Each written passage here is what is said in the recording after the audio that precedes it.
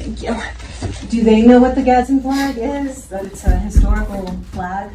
So the reason that they do not want the flag, the reason we do not want the flag displayed is due to its origins with slavery and slave trade.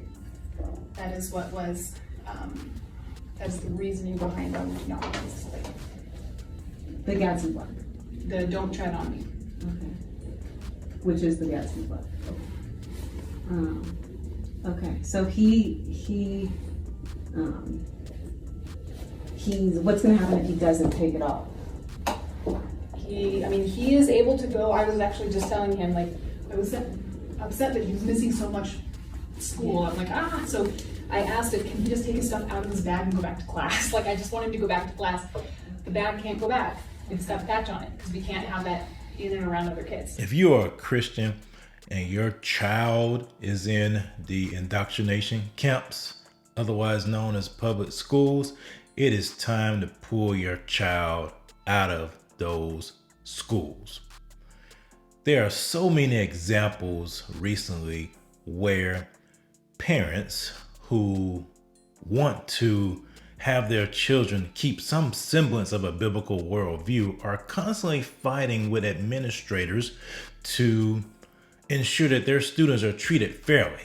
The latest example was this 12-year-old boy who had a "Don't Tread on Me" patch, a Gadsden flag patch on his backpack, and the administrators told him to take it off because that is a symbol of racism. Oh, paperback. Thank you. Do they know what the Gadsden flag is? That it's a historical flag?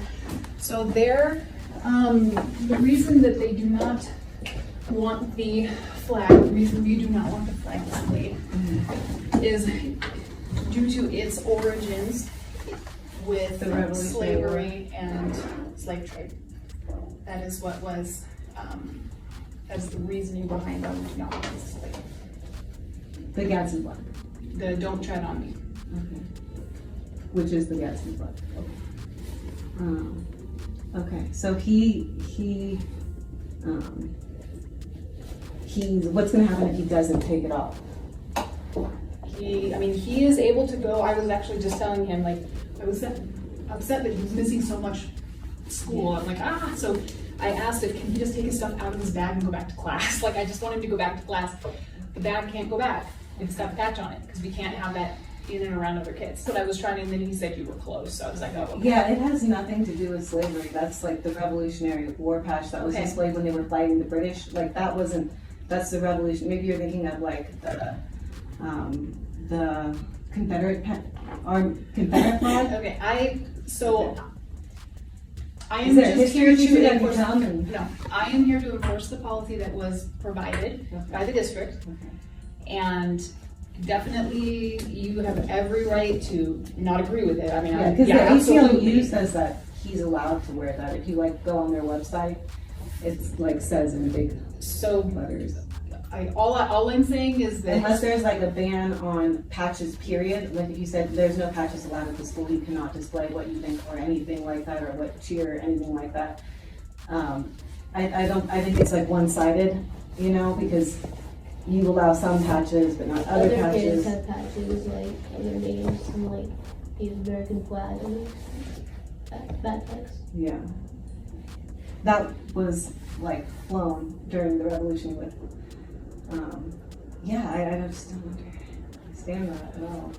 so what I can do is And if you go onto the ACLU's website, let's talk to I someone. can, 'cause I I can don't want have a you lawsuit. speak I really to don't. I can have you speak to Jeff Yoakum again.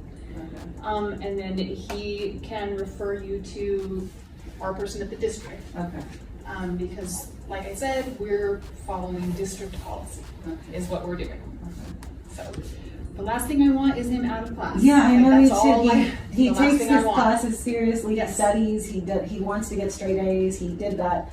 He made honor roll when he was here before. Yep. He intends to do that again right now, but it's hard because he keeps missing class for this.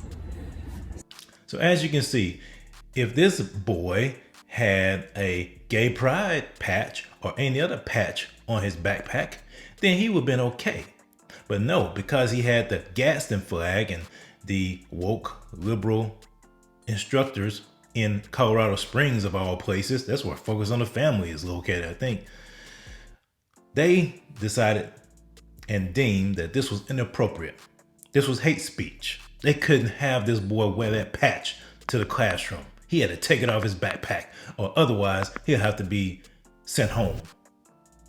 But it's not just relegated to this boy. And I want to show this from both sides. Down in Florida, recently, you had an assembly where 4th and 5th grade Black students were isolated, segregated, and berated by the teacher and the administrator because their grades weren't good enough, or rather they weren't performing well enough on a standardized test.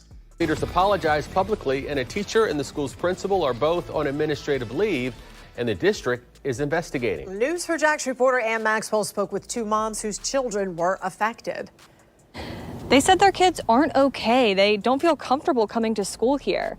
This morning, the interim superintendent said the families of some of the kids inside that assembly are looking to transfer them to other schools. An assembly last week meant to motivate Black students at Bunnell Elementary School is having the opposite effect. You segregated them, and then you beat them down by telling them if your scores are not up to par, you're going to end up in jail, shot, dead, or on the side of the road. Jacinda Arrington and Alexa Smith each had a child called into the assembly. They said all of the Black 4th and 5th graders at the school were called in. These are people that we trust with our children 7 to 8 hours out of the day, and you bullied them. A PowerPoint shown at the assembly said the problem, AA have underperformed on standardized assessment for the past 3 years. The solution, according to the PowerPoint, instructing students to commit to improving scores and pitting them against each other in individual matchups, with the student with the higher score winning a fast food meal. It's a joke. Today, the school board chair apologized. We make no excuses, but extend our apology, all of our apologies. It should not have happened. If we had known about it, it wouldn't have happened. Interim Superintendent LaShaka Moore also apologized, saying she's been working with families individually to address their needs, whether it be counseling, tutoring, or volunteering to mentor others. But what are we going to do about it? Let's work together to ensure that our focus gets back to educating students. Smith and Arrington say the children need to be considered as individuals. Moving forward, if they feel like they want to coach them or prepare them for a state test, they need to do it with everyone. And instead of leading, allow the children to lead and explain to them what problems they're having. The community is rallying together to try to help the families and students affected. There's a prayer vigil here scheduled for 8:30 Friday morning. From Flagler County and Maxwell Channel 4, the local station.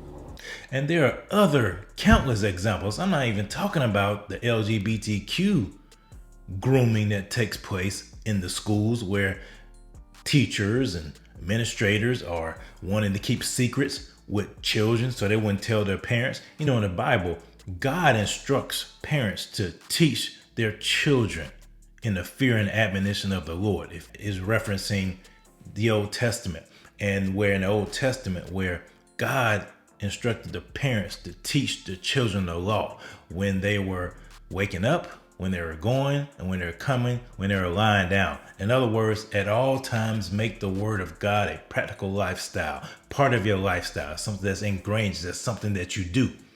When you send your child to those public schools, when you send your child to the Marxists and the communists, what happens is they're being reprogrammed.